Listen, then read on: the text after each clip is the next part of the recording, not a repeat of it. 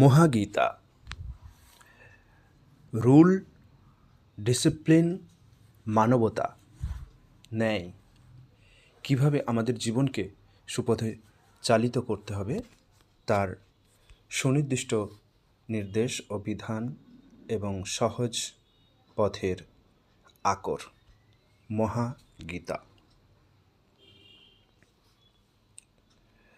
আমাদেরকে রুলের কাছে আত্মসমর্পিত হতে হবে এবং ন্যায়ের নির্দেশিত পথে চলতে হবে। আমাদের এমন গ্রন্থকে অনুসরণ করতে হবে যে গ্রন্থে কোনো সন্দেহজনক বক্তব্য নেই, যে গ্রন্থ একটি বক্তব্যের সঙ্গে অন্য বক্তব্যের বিরোধিতা করে, সামঞ্জস্য নেই, এমন গ্রন্থ থেকে আমাদের দূরে থাকতে হবে। অর্থাৎ শুরু থেকে শেষ পর্যন্ত যে গ্রন্থ একই পথের সরল পথের বার্তা বহন করে আনে, সেই পথে আমাদের চলতে হবে, সেই গ্রন্থকেই আপন করে নিতে হবে। যারা রুল সচেতন, যারা ন্যায় সচেতন, তাদের জন্য ন্যায় গ্রন্থ, সুপথের গ্রন্থ একটি পথ প্রদর্শক। যারা ন্যায় বিশ্বাস করে তাদের জন্য রয়েছে সুপথ, এবং যারা ন্যায় প্রত্যাখ্যান করে তাদের সতর্ক করা হোক বা না হোক কোনো কাজে আসে না। যারা ভণ্ড, যারা ভড়ংয়ের উপর জীবন যাপন করে এবং অন্যদেরকে তাদের খেলায় মত্ত করতে চায়, তাদের পরিণতি বড় ভয়ঙ্কর। ভণ্ডদের কাজের বা ছল চাতুরিকারীদের কাজের অনেক উদাহরণ রয়েছে আমাদের চারপাশে, আমরা তাকালে তা দেখতে পাব। ন্যায়ের উপাসনা করতে হবে, ন্যায়ের প্রতি শ্রদ্ধা জ্ঞাপন করতে হবে, ন্যায়ের প্রতি আত্মনিবেদিত হতে হবে।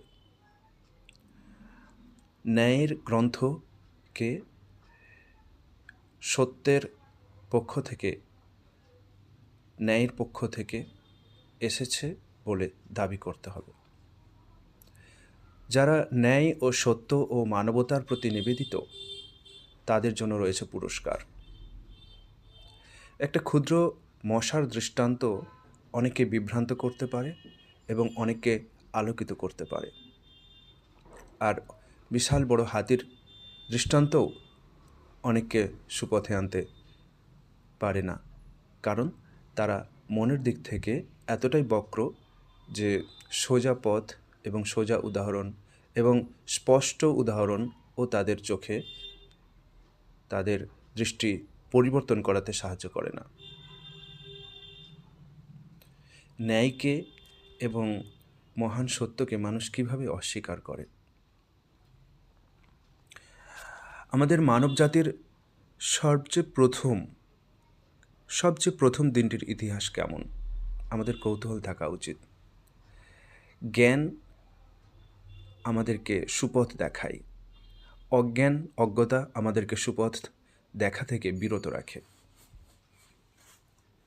প্রত্যেকটা জিনিসকে সংজ্ঞায়িত করা, প্রত্যেকটা জিনিসকে সঠিক নাম দেওয়া এবং একটি নাম অনুপযুক্ত বিষয়ের উপর চিপকে না দেওয়া বা সেঁটে না দেওয়া, এটা আমাদের মানুষ করে। এটা আমাদের মানবতার একটি ন্যায়ের প্রতি দৃঢ় থাকার একটি গুরুত্বপূর্ণ অঙ্গ, যেটি যে নামের উপযুক্ত, যেটি যে সংজ্ঞার উপযুক্ত তাকে সেই সংজ্ঞা দেওয়া, ভালোকে মন্দ নাম দেওয়া বা মন্দকে ভালো নাম দেওয়া, বা বিষয়কে বস্তুর নাম দেওয়া বা বস্তুকে বিষয়ের নাম দেওয়া, বা অন্যায়কে ন্যায়ের নাম দেওয়া, ন্যায়কে অন্যায়ের নাম দেওয়া নয়, প্রত্যেককে তার নিজস্ব নাম দেওয়া এবং সেই মতো তাদের চিনে নেওয়া আমাদের উচিত। মানব সভ্যতার এবং মানবতার যে ক্ষতিকারক রয়েছে, সে মানুষকে তার স্বর্গীয় জীবন, স্বর্গীয় স্বপ্ন এবং স্বর্গীয় ধারণা, বিশ্বাস, জ্ঞান, গরিমা থেকে দূরে থাকতে দিতে চায়, দূরে রাখতে চায়। তাই ন্যায়ের স্বর্গ থেকে, ন্যায়ের আনন্দের জীবনের উপকরণ থেকে এবং পথ থেকে তাকে বিচ্যুত করতে চায়। আর আমাদের মানুষের সবচেয়ে প্রথম মানুষটির জীবন, তার জীবনেও ভুল এসেছিল এবং তিনি ভুল থেকে আবার ফেরত এসেছিলেন ন্যায়ের, সত্যের, মানবতার, সভ্যতার পথে, এবং তিনি ক্ষমা লাভ করেছিলেন। নির্দেশনার জন্য সত্যের পক্ষ থেকে নিদর্শনের প্রয়োজনীয়তা রয়েছে। যা কিছু সত্য, যা কিছু রুল, যা কিছু নিয়ম এবং ন্যায়, তা সত্য আমাদেরকে শিখিয়ে দেয়। মানুষের সাথে সত্যের, মানুষের সাথে ন্যায়ের, মানুষের সাথে নেচার এবং প্রকৃতির অঙ্গীকার রয়েছে। সে অঙ্গীকার নিজেকে পালন করতে হবে এবং অন্যকেও পালন করতে দিতে হবে। অন্যদেরকে উপদেশ দেওয়ার সময় নিজে যদি সেই উপদেশ ভুলে যায়, তাহলে সেই উপদেশ কোনো কাজে আসে না। অন্যকে ভালো কাজ করতে বললাম এবং নিজে মন্দ কাজ করতে থাকলাম, নিজে মন্দ কাজ থেকে দূরে থাকলাম না এবং নিজে ভালো কাজ করতে শুরু করলাম না, তখন এই শিক্ষা দেওয়াটা ব্যর্থ প্রতীয়মান হয়। কারণ মানুষ শুধু শুনে শেখে না, মানুষ দেখেও শেখে। আপনি যদি কাউকে উপদেশ দিতে চান, সেই উপদেশ নিজের জীবনে নিজেকে দিন এবং নিজের জীবনে প্রতিফলিত করুন, দেখবেন আপনার উপদেশে কাজ হচ্ছে। অন্যের জন্য আমরা চাই যে তারা ন্যায়ের পথে চলুক, অন্যরা সৎ কাজ করুক, অন্যরা দান ধ্যান করুক, অন্যরা দেশ রক্ষার জন্য যুদ্ধ করুক, অন্যরা রক্ত বহাক, অন্যরা তাদের কঠোর পরিশ্রম করে যাক তাদের জীবন চালনা করার জন্য, তাদের সুখ সমৃদ্ধির জন্য। আর আমি বসে বসে তার সুফল লাভ করব, আমি কষ্ট করব না, আমি পরিশ্রম করব না, এটা কোনো সঠিক জীবনের কোনো উপকরণ নয়। কারণ অন্যজন জিমে গিয়ে যদি ব্যায়াম করে, আপনার শরীরের মেদ কমবে না। অন্যজন যদি খাদ্য বেছে খায় আর আপনি বাছবিচার না করেই খাদ্য খান, উপকারটা তারই হবে, আপনার নয়। অন্যজন কঠোর পরিশ্রম করে যে অর্থ উপার্জন করবে, সেই অর্থ আপনার পকেটে আসবার কথা নয়। অন্যজন নির্বুদ্ধিতা করলে তার জীবনের ক্ষতি হবে, আপনার নয়। কিন্তু আপনার দেখানো ভুল পথে কেউ যদি চলে, অন্যের ক্ষতি হবে এবং আপনার তাৎক্ষণিক লাভ হলেও আপনি দেখবেন সেখানে আপনার বৃহত্তর ক্ষতি অপেক্ষা করছে। সত্যের সাহায্য, প্রকৃতির সাহায্য এবং ধৈর্য এবং নিবেদনের মাধ্যমে আসে। নিজেকে সবসময় হাম্বল, নমনীয়, বিনম্র এবং নিবেদিত রাখা উচিত। যাদের হাতে ক্ষমতা রয়েছে তারা অক্ষম দুর্বলদের উপর অত্যাচার করে, অন্যদের সম্পদ শোষণ করে নিজে শক্তিমান হয়ে কিছু লোককে দিয়ে নিজেদের মধ্যে লড়িয়ে দিয়ে তাদেরকে শক্তিহীন, অক্ষম, দুর্বল করে রাখে এবং তাদের অর্থ কেড়ে নেয়, তাদের সম্পদ কেড়ে নেয় লাঠিয়াল দিয়ে, এবং তাদেরকে উপরওয়ালাদের জন্য, বড়দের জন্য তথাকথিত খাটতে বাধ্য করে এবং তাদের মুক্তির পথ যে জ্ঞান, সে জ্ঞান থেকেও দূরে রাখে এবং তাদের মুক্তির পথ যে একতা, সে একতা থেকেও তাদের দূরে রাখে। আর তারা নিজেদেরকে চেনে না বলে, নিজেদের সঙ্গে প্রকৃতির সম্পর্ককে, নিজেদের সঙ্গে প্রকৃতির এবং সত্য ন্যায়ের যে শপথ সংকল্প, সেটাকে তারা ভুলে যায় বলে অন্যরা তাদের এই অক্ষমতা, অজ্ঞতা এবং অনৈক্যতাকে কাজে লাগিয়ে নিজেদের সেই সময়কার সম্পদ ভারী করে, জমা করে, যা তাদের ভবিষ্যতে তাদের কাছেও থাকে না। যেদিন প্রকৃত বিচার হবে, যেদিন প্রকৃত ন্যায় করা হবে, সেদিন অপরাধীরা পালাবার কোনো পথ খুঁজে পাবে না। মানুষের যে উপাস্য, সেই সত্য ন্যায়, তার কোনো ছবি নেই, তার কোনো মূর্তি নেই, তা মানুষের অন্তরে, মানুষের কাজে রূপায়িত হবে, প্রতিফলিত হবে। সারা জগৎই ন্যায়, সত্য, সুন্দরের পথে চলেছে এবং তা থেকে নিজের মনে ন্যায়, সত্য, সুন্দর, মানবতা, একতার প্রতি নিবেদন তৈরি করে নিতে হবে। কোনো একটি ক্ষুদ্র বস্তুতে ন্যায়কে সীমাবদ্ধ করা বা এত বড় বিশ্বের স্রষ্টা সেটিই বলে তাকে নির্ধারিত করা, এটি প্রকৃত স্রষ্টাকে অপমান করার সমতুল্য।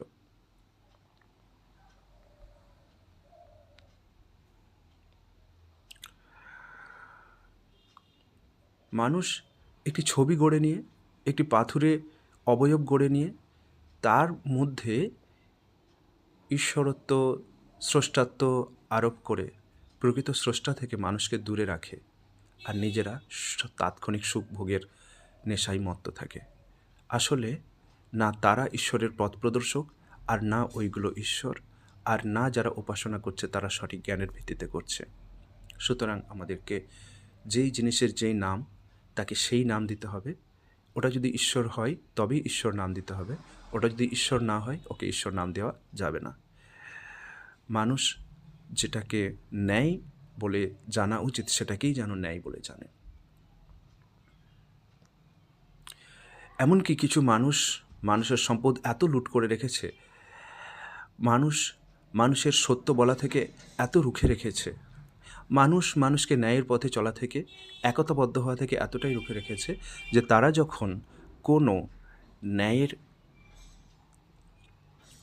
নির্দেশ চায়, ন্যায়ের দাবি তোলে, তখন তাদের মধ্যে লড়াই লাগিয়ে দেওয়া হয়, এমনকি একে অপরকে খুন করতে সেই সম্পদ ব্যয় করা হয়, উৎসাহ দেওয়া হয়, আদেশ দেওয়া হয়, নির্দেশ দেওয়া হয়, এবং নিজেরা ভালো সেজে তারা থাকে। কিন্তু যারা ন্যায়বান, যারা প্রকৃত সত্যের অন্বেষণকারী, তারা ঠিক বুঝে যায় কতগুলো প্রশ্ন করলে তার সঠিক উত্তর কথায় এবং কাজে যদি না মেলে, তাহলে কে প্রকৃত অপরাধী, কে সত্যকে গোপন করে এবং মানুষের কাছে বিভ্রান্তি ছড়ায়, তা প্রকাশ হয়ে পড়ে। ন্যায় থেকে মানুষ বিচ্যুত হওয়ার পর আবার যদি ন্যায় ফিরে আসে, আবার তারা সুন্দর জীবন এবং লম্বা সময়ের জন্য, সুন্দর ভবিষ্যতের জন্য, সুনিয়ন্ত্রিত জীবন এবং পরিবারের জন্য, সমাজের জন্য, জগতের জন্য একটি সুন্দর সভ্যতা তারা আশা করতে পারে। কিন্তু মানুষ অকৃতজ্ঞ। তারা প্রকৃতির বুক থেকে, তারা সত্যের কাছ থেকে, তারা ন্যায়ের কাছ থেকে, সভ্যতার কাছ থেকে যা কিছু গুণ প্রাপ্ত হয়েছে, সেগুলোকে তারা মনে প্রাণে বিনয়ের সঙ্গে, কৃতজ্ঞতার সঙ্গে গ্রহণ করে না, এবং তারা আরও বৃহত্তর জিনিসের বদলে ক্ষুদ্রতায় লিপ্ত হয়, একে অপরের সম্পদ ছিনিয়ে নিতে লিপ্ত হয়, এবং যেটুকু যা পেয়েছে সেটুকুর মধ্যকার ত্রুটি খুঁজতে উদ্যত হয়, এবং আরও ক্ষুদ্রতায় পর্যবসিত করে নিজেদের জীবন, নিজেদের ব্যক্তিগত জীবন, সামাজিক জীবন, পারিবারিক জীবনকে কুটকাচালি, ঝগড়াঝাটির মধ্যে সীমাবদ্ধ করে ফেলে। প্রকৃত সত্য, মহান সত্য, একতার সত্য এবং জীবনের যে অলৌকিকতা, জীবনের যে মহত্বতা, জীবনের যে সৌন্দর্য, সেখান থেকে অনেক অনেক দূরে সরে গিয়ে ক্ষুদ্র কুপমাণ্ডুক হয়ে জীবনযাপন করে।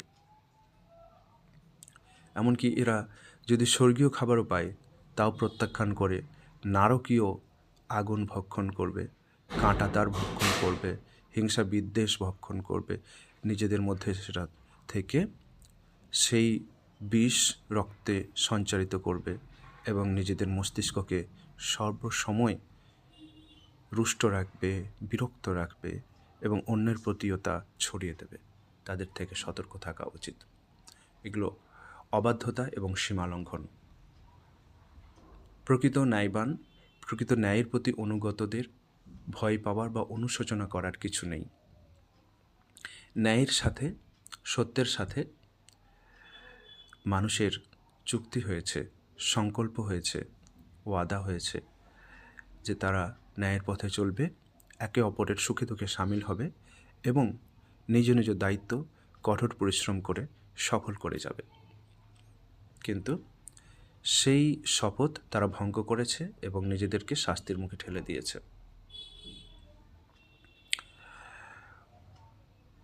নিজেদের কৃত অপরাধকে গোপন করার জন্য মানুষ নানা ছল চাতুরির আশ্রয় নেয়, মানুষ নানা রকম পাপ বা অন্যায় আরও বাড়িয়ে চলে। কিন্তু প্রকৃত সত্য সন্ধানের চোখে তারা ফাঁকি দিতে পারে না। প্রকৃত সত্য সন্ধানী তাদের মধ্যকার এই সত্যকে ঢাকা দেওয়ার যে প্রবণতা, সেটিকে ঠিক প্রকাশ করে দেয়। আর যারা জগৎ থেকে হাজারো উপকরণ পেয়েও কৃতজ্ঞ হয়নি, তাদের মন ছলচাতুরির শিকার, তাদের মন দুর্বলতার শিকার। তারা হৃদয় দিয়ে কাজ করে না, তারা নিজেদের কুরিপুর তাড়নায় কাজ করে। তারা কুরিপুর চাকর, কুরিপুর গোলাম, কুরিপুর দাস। সেগুলো থেকে তারা যতক্ষণ না বেরিয়ে আসছে, প্রকৃত আনন্দ এবং শান্তি লম্বা সময়ের জন্য তারা পাবে না।